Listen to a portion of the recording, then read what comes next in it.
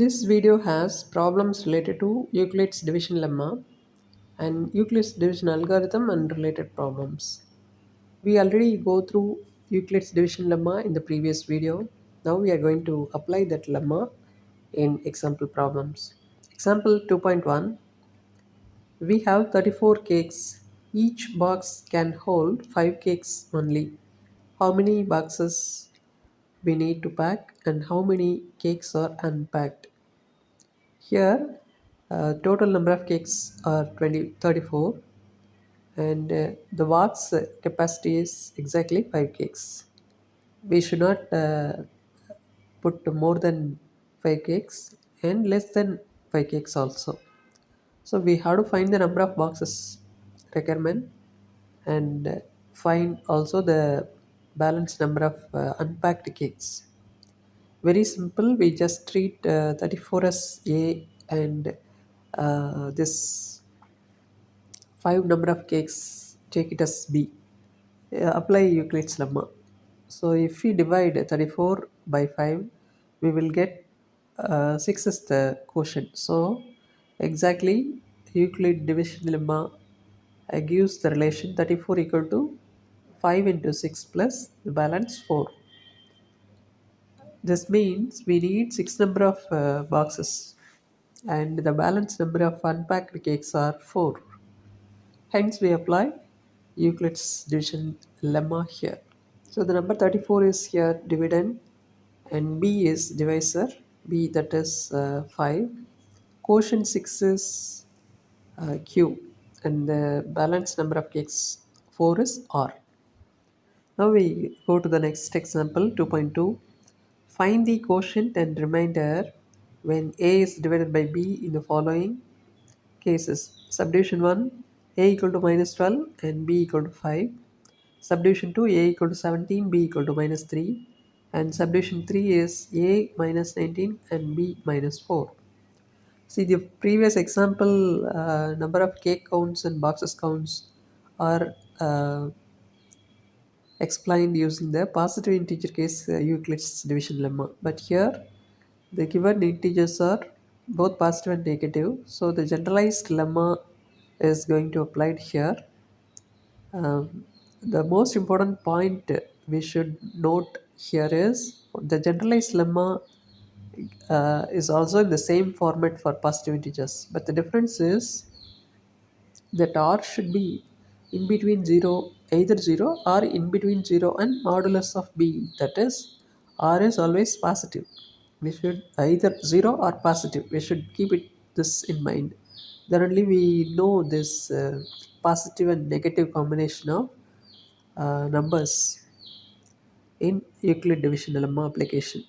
Now we consider the first example. A is minus 12 and B is 5. See, when we have negative integers, we just take the divisor, that is B, and multiply it by negative integers. So if we consider minus 1, it is multiplying minus 1 and 5, it is minus 5. Multiplying 5 and minus 2, it is minus 10. And multiplying 5 and minus 3, we get minus 15. So we just stop this because minus 15 is closer to uh, this minus 12. So considering that minus 15 and check which integer, positive integer gives the result minus 12. When we add some integer, positive integer with minus 15, we get minus 12. That is minus 15 plus 3 gives minus 12. Hence this minus 3 is the quotient and plus 3 is the remainder. See here, you may have some doubt. Uh, is it right to write this minus 12 as 2 minus 2 into 5 minus 2? Because minus 10 and minus 2 also gives minus 12. But that is not possible because the Euclid's division lemma gives R is the remainder which is 0 or positive.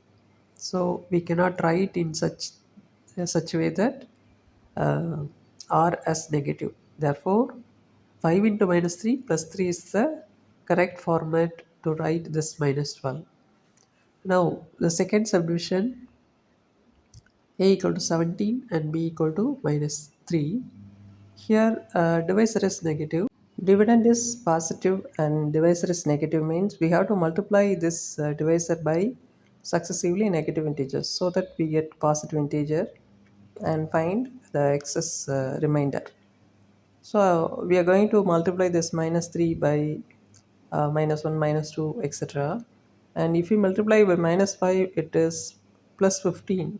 So it is closer to 17. And taking that extra 2 as a remainder, that is minus 3 into minus 5 plus 2 will give 17.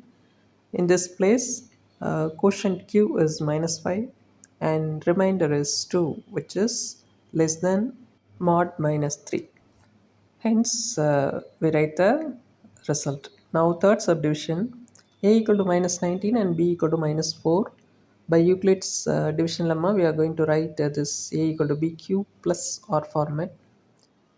So, since the dividend is negative, divisor is also negative. Therefore, if we multiply this divisor by positive integers so that we get negative results successively.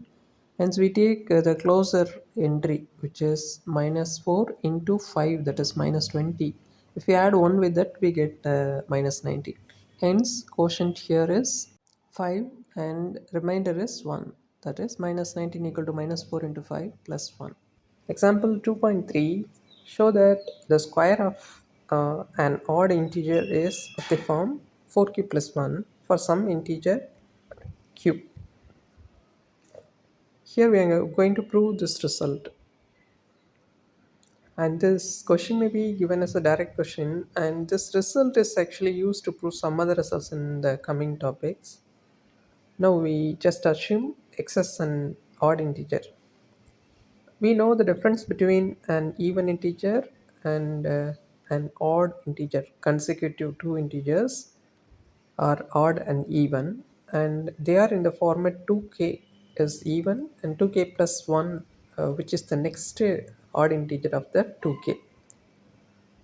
So we can write this x as 2k plus 1 where k is some integer.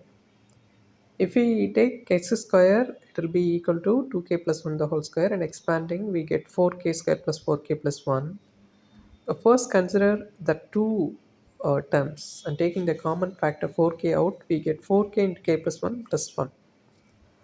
This can be given as 4 into q plus 1, and q is here k into k plus 1 is some integer because k is an integer. So k into k plus 1 product is also an integer. Hence the square of that is x square of that odd integer is in the format 4q plus, that is multiple of some 4 multiple plus 1. So 4q plus 1. Hence the result. Next, we know the theorem and related Euclid's division algorithm as in the previous video. Here, one example problem is given in the illustration. Using the above algorithm, let us find HCF of two given positive integers. Let A is 273, and B is 119. Be two given positive integers such that A greater than B. Since HCF of these two integers are going to be obtained, we first start with the actual Euclid's division lemma, that is dividing this 273 by this 119. We can write in this format 273 equal to 119 into 2 plus that remainder 35. Taking this as first equation, see, checking whether the remainder is 0 or not. If 0, we can stop and give the conclusion 119 is the um, highest common factor. But here remainder is non-zero, which is 35. Therefore, we are proceeding to the next step with the values 119 and 35. Here, in the place of A and B now, we are having 119 and 35. So 119 can be written as 35 into 3 plus 14. This is because of division algorithm. We just continue this procedure uh, till that remainder is obtained as 0. In this step also 14 remainder, which is non-zero, So take this as equation number 2, and here we are taking 35 and 14 for the next step because the remainder is not 0 equal to 0. Again apply Euclid's division algorithm. 35 can be written as 14 into 2 plus 7. Again 7 a non-zero remainder. So going to the next step with the values 14 and 7. 14 equal to 7 into 2 plus 0. Hence we obtain the remainder as 0 in this step, which is in fourth equation. So the divisor at this stage is 7, which is the HCF of 273 and 119. So this is the procedure to find HCF. Now applying this division algorithm in the next example, which is 2.4. If the highest common factor of 210 and 55 is expressible in the form 55x minus 325, find x. Here we are going to use the division algorithm for the actual numbers, given numbers. So division algorithm gives the procedure with the first step Euclid's lemma's application, that is dividing 210 by 55, we get 3 is the quotient and 45 is the remainder. So 210 equal to 55 into 3 plus 45. So remainder is non-zero. So next step 55 is 45 into 1 plus 10. So in this step we are taking 45 and 10. Go to the next step. 45 equal to 10 into 4 plus 5. And again one more step with the numbers 10 and 5. So 10 equal to 5 into 2, which gives remainder 0. Therefore we can stop with this step. And here the divisor is 5, and that is the highest common factor for the two given numbers 210 and 55. But actually they are giving that this highest common factor is in the form 55x minus 325. So comparing this to 55x minus 325 equal to 5, which gives x value as 6. The last example in this video, which is a 2.5, find the greatest number that will divide 445 and 572, leaving remainders 4 and 5 respectively. Here previously we directly used the HCF procedure and finding HCF to given to positive integers. But here they are telling that there are two numbers and we have to find the greatest number which divides these two numbers and give respectively the remainders 4 and 5. So this is actually a subject title question here, but in general in competitive examinations majority exams contains this type of question, so we should know this uh, method definitely. First, we have to just subtract the remainder from the respective numbers. 445 and 572 are the two given numbers. And we are going to divide by some common integer such that they will get 4 and 5 respectively. Means first we subtract 4 from 445 and 5 from 572. So we get respectively 441 and 567. Now we are going to find HCF for these two numbers.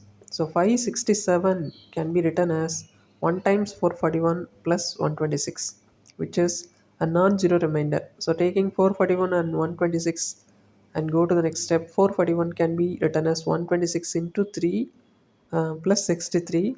And next step is uh, will be expanded using this 126 and 63, that is 126 equal to 63 into 2 plus 0, that is remainder 0. So we start with this and give the conclusion that 63 is the HCF because that is the divisor and the ending step. So 63 is the highest common factor for the two numbers which are not actually given. We are finding two numbers from the given data. They are 441 and 567. That is 63 is the highest common factor of 441 and 567. Now if we consider the original numbers, they are 445 and 572, and if we divide this two numbers by 63, we get respectively reminders 4 and 5. So the answer is 63.